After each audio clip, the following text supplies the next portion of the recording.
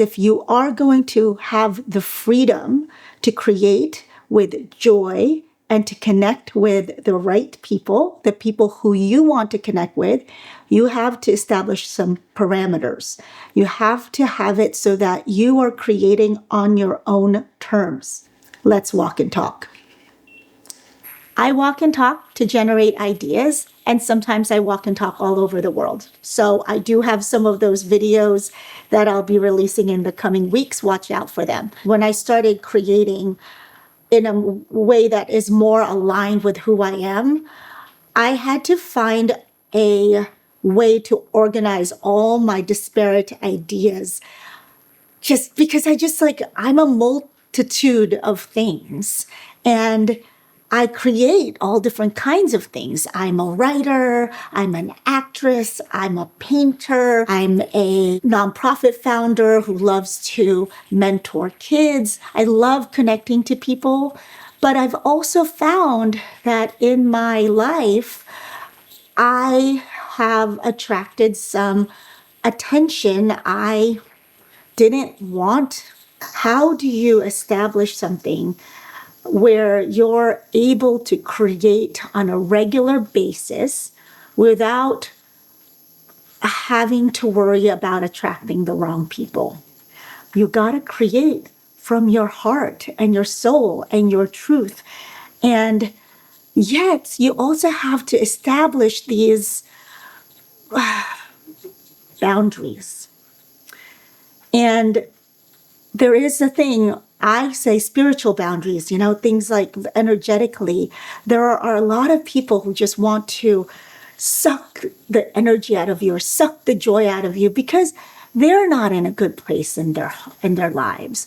And so when I meet people like that, I understand now that I need to have compassion for them. And notice I use the word compassion and not empathy. Having empathy is good, but using empathy to feel other people's trauma in a way that debilitates you is not good.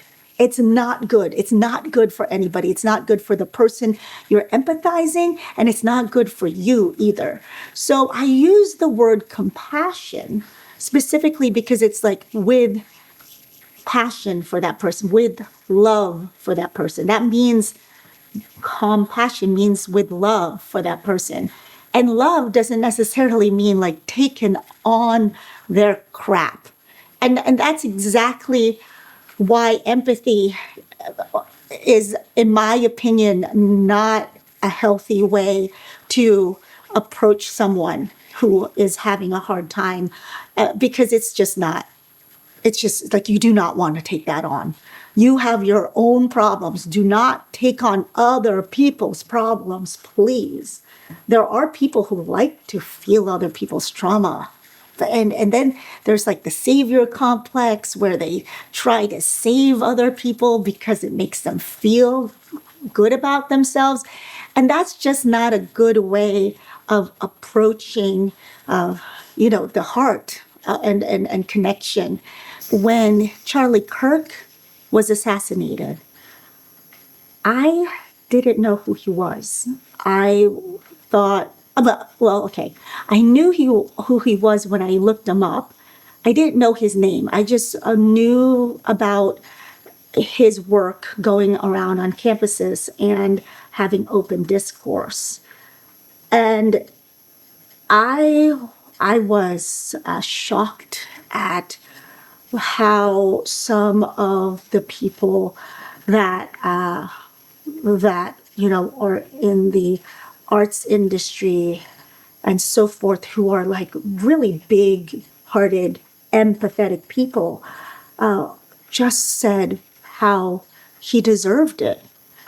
And I was shocked. I was shocked because no one deserves to get a bullet in their throat for their views. No one. I am establishing some ground rules, some rules for engagement with me and also with the platforms that I'm publishing on. And the thing is, I'm not going to hold back anymore. I'm going to write the way I want to write. But I have established my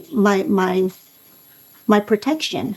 So I went to Mexico City and we went to Teotihuacan, which is an ancient Mesoamerican area where there are pyramids. The tour guide, he gave me some obsidian. Cool, right? So obsidian, the crystal properties of it for spirituality protects you from bad energy. Coincidentally, the platform that I am going to be sharing a lot on this channel is Obsidian, the note taking, well, actually, it's more of a personal knowledge management platform. That's what Obsidian is. So there's Obsidian, the rock that protects you from bad energy. And then there's Obsidian, the personal management platform that protects me, my personal knowledge, my data, my creative work from AI. My hypothesis is that we stay human in the age of AI by having a healthy creative process. So the movement is we create daily. We don't know what we're doing as we developed this technology. We don't know who's on the other side of that or if it can get hacked by others, things, energies, beings, entities, whatever. With Obsidian, the platform, you keep it on your device. You can pay for their cloud syncing service, which I do, but their mission as an organization is to give you power over your knowledge. And some people are like, oh, I'm going to attach it to Claude, to AI. Do not do that. Do not run AI on your Obsidian platform. Don't do that. That is inviting bad things to happen to your knowledge, to your accumulated knowledge, your creative writing, your creativity, your creations, all of that. That's what I'm going to help you with this week, is to set up your very own Obsidian so that you can protect your process. And you'll see that it's a very personal thing. Like, yeah, I can show you how I do mine, and I can give you some thoughts on how to set yourself up for success on it. But it's more of a compass than directions, like exact directions, because only you know yourself and how you use things. We are going to explore human connections and AI and how to protect ourselves while giving ourselves the freedom to create and connect with the right people. Happy creating.